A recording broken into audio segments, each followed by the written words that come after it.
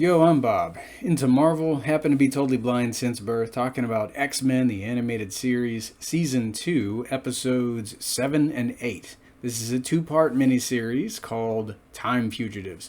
So Part 1 premiered on December 11th in 1993, and Part 2 premiered on December 18th in 1993. Now, I had already seen a few episodes from Season 1. I thought Cable was just a man of mystery by this point. I didn't have access to the comic books. I had seen him in Slave Island and The Cure from Season 1. So when Part 1 of Time Fugitives begins, I got the revelation dropped on me like a ton of bricks that this guy was a time traveler. I knew vaguely of Bishop. The recap that we get at the beginning of Time Fugitives Part 1, I remember that helped me piece things together. I hadn't seen Days of Future Past Parts 1 and 2 yet.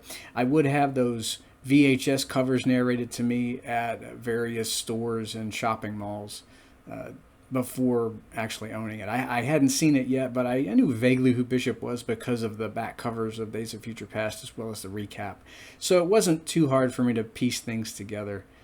Although, boy, watching all of these episodes out of order, it it was fun, I think. I don't remember having too much of a problem with everything. Thank goodness for recaps. I like how part one of Time Fugitives opens. We get to see Cable and some resistance fighters. They're going up against Apocalypse. And I'm not sure who Apocalypse has aiding him. I feel like they might have been some sort of sentinels, according to either my brother or cousins.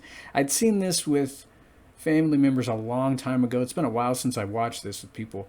I like when the temporal storm starts to wipe everything and everybody out. So Apocalypse here in the 31st century, he dies pretty quickly and he goes out on a very beautiful high note. I don't think I've ever heard Apocalypse make a kind of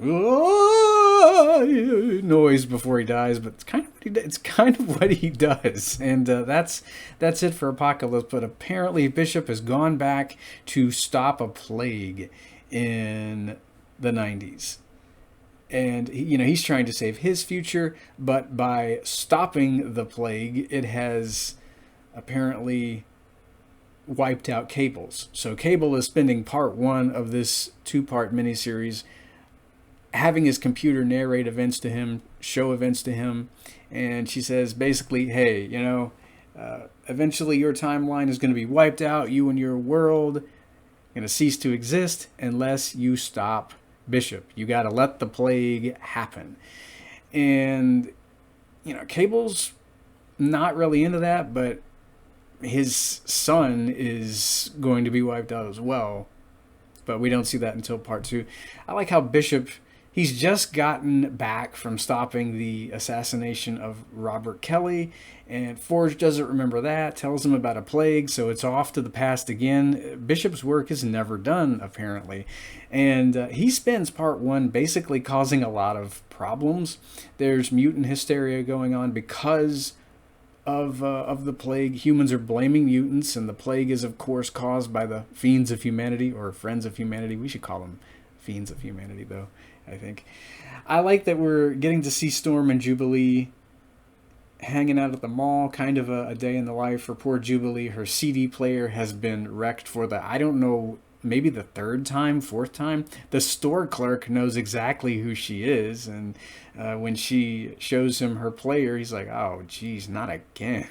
So she's apparently been there a few times. And so the friends, I like how they've got the viral weapon set up in his store. The store clerk gets infected. Jubilee is blamed. You've got a big action scene that takes place in the mall. I think the person that draws attention to Jubilee, obviously a friend of humanity, Storm says later that she recognizes him from the day she met Jubilee, the day that the Sentinels attacked her at the mall. And I'm wondering if this guy is the stupid jerk arcade manager, as Jubilee calls him. The guy that was saying, we don't want you lousy mutants around here from Night of the Sentinels Part 1. Possibly. I don't know that for sure, though. Maybe he goes on to become a friend of humanity. And so Rogue eventually puts the kibosh on his mouth, throws him in a dumpster, I think, at one point. And, Bishop is causing a lot of trouble. The X-Men actually have to go stop a riot. I do believe it would have been one anyway, but Bishop kind of poured fuel onto the fire. He shows up and he's trying to get all the humans to go home. He's trying to tell them that the plague isn't caused by mutants, but they're the friends of humanity, man. You're just making the problem worse. And they do eventually get him out of there.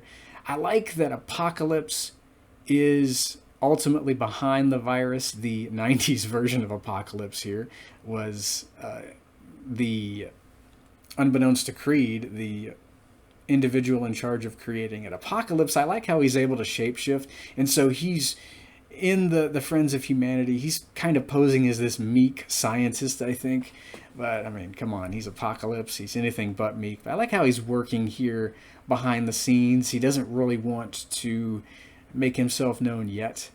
So you've got Beast. I think he's in Washington or the Capitol building. He's trying to clear the names of all mutants because the Friends of Humanity, the wonderful individuals that they are, they're blaming the mutants for the virus that they've unleashed, trying to sully their reputations here. And Creed being Creed, he winds up infecting himself, which I found that scene to be hilarious. It happens in part 1 and we see it again in part 2. And you've got it's a quick battle in the courtroom there. They find out that the Friends are behind the virus. They go to Virginia. And we get an action-packed scene in the mansion. It is a mansion in Virginia. I wonder if it's on one of the old plantations in Virginia there. But this is where the Friends of Humanity have built their HQ here. I had no idea until fairly recently, but Apocalypse takes out all of the X-Men in this scene. I can't find any summaries as to how these fight scenes go online.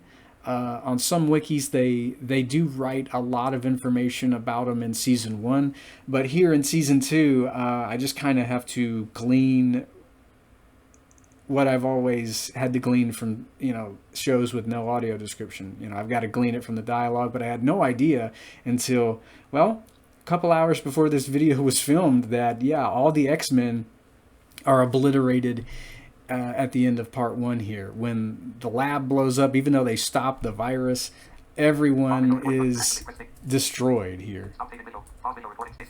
And Cable, he realizes, of course, that in order to save his world, he's going to have to help Apocalypse destroy a past one. So part 1 ends with him heartbroken about that. Because Cable's a good guy. He doesn't want to do that at all. But he feels like he needs to. Because as part 2 begins, we see Cable's son, and he doesn't know what's going on. Daddy, help me, please. What's going on? What's happening here? Cable immediately goes back in time after his trusty computer has narrated events in part 1. And right off the bat in part 2, we get the duel of the time travelers. We have Mr. 31st century versus Mr. 21st century. And you've got Big Gun versus Big Gun. I wonder if Cable's is bigger than Bishop's. He's gunning for Bishop throughout the entire episode. I like how Cable is able to a time flip, we should call it. I'm thinking of Marvel versus Capcom 2, in which Cable has this as a super, we'll just call it time flipping for lack of a better term. But he's doing that throughout the episode. He's traveling to locations where we saw Bishop in part 1. So Cable's at the riot with the Friends of Humanity there. And he's trying to take Bishop out, but he just can't bring himself to doing that. His computer keeps egging him on, though. She's like, "Query, why did you not eliminate Bishop when you had the chance?" He's like, I can't do that. Bishop is only trying to keep his people safe, and I've seen enough killing in my lifetime. And his computer is, of course, telling him, the needs of the many outweigh the needs of the few. So, and speaking of Cable's computer, the voice actress sounds a lot like the one that provides the voice for A Vessel of Apocalypse that we'll be talking about in a future episode review. Her name is Ship. I don't know if it's the same voice actress or not, but it's interesting if it is. I don't know if there's something to that or what? So you have Cable spinning his wheels. He's racking his brain, attempting to figure out how to save his future without destroying past timelines. And he's looking back through archives of the X-Men, trying to figure out, who has what power. And me not having been able to read the comics as a kid, I wouldn't pick up on Cable's family history until a friend of mine, I guess she had read comics. She let me know years later after I'd seen this two-parter. I wouldn't, finally find out who Cable's parents were until, I don't know, 10, 12 years after I'd seen these two episodes. But yeah, as he's going back through and reading all the archives pertaining to the X-Men powers, he has her skip over Cyclops and Jean Grey, saying that he knows all about them. Of course, when he sees Wolverine, he gets the idea, oh, okay, we'll just let Wolverine be infected by the plague because his antibodies, his healing factor will cure him, thus creating the antibodies to save this timeline, save everybody. But yeah, we get another scene with Cable going to the courtroom. He's trying to stop Creed there, but Creed he infects himself here just as he does in events in part 1. But I like that Cable is constantly tailing Bishop throughout the episode, and we get some additional fights here. We have Rogue going up against Cable again. She remembers him, of course, from the events of The Cure.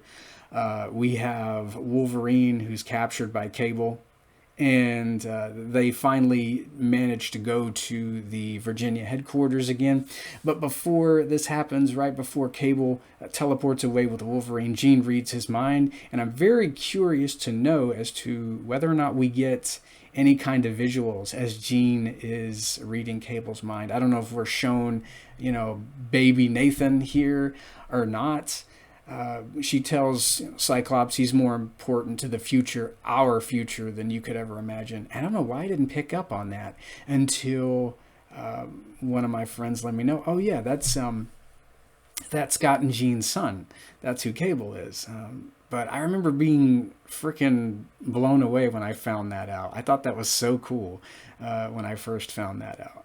We don't hear anything else about that, but I like that they're kind of hinting at that in this episode as she is reading Cable's mind, trying to get a feel for who he is in part 2 of Time Fugitives. And part 2 ends. Wolverine gets infected by the virus. He's fine. Antibodies are created. The future, all futures are saved. And I like how this episode doesn't end on a cliffhanger. Bishop goes back to the future, no pun intended, and I like how things are still the same. Even though he stopped the plague, things are still very bleak. And, Forge doesn't remember the plague. Now he's like, what are you talking about? What plague? Bishop's like, all right, sit down, get the coffee going, I'll tell you all about it. I like this two-parter quite a bit, even more now that I know Cable's history, even more now that I know, whose son he is. Such a great bit of hinting here. I don't know if we'll see anything about this in X-Men 97, but I hope that we do. I hope that we're not done with Bishop's future in X-Men 97. I think he's going to be showing up, actually. I hope we're not done with Apocalypse either, but that's a video for another day. He's one of my favorite bad guys. So I like that, he was stopped at the end of part 2. It's interesting that we get a couple of episodes featuring Apocalypse in season 2, whereas, most of season 2 is Sinister-centric. But I really had a ball with this two-parter. I like all the wacky time-traveling stuff. You've got Cable trying to teleport here and there to head Bishop and the other X-Men off. I love the fight scene with him and Rogue. And, I like that no one died at the end of part 2. The lab explosion, well, I guess everybody made it out okay, and the X-Men are fine in this timeline. So, yay for that. So, next time we're going to be talking about one of my favorite episodes, A Rogue's Tale. That blew my mind when I was a kid. And we'll also be talking about Beauty and the Beast. That'll be wrapping up the Friends of Humanity storyline in season 2. So be here for those two episode discussions, and I'll hear you then, true believers.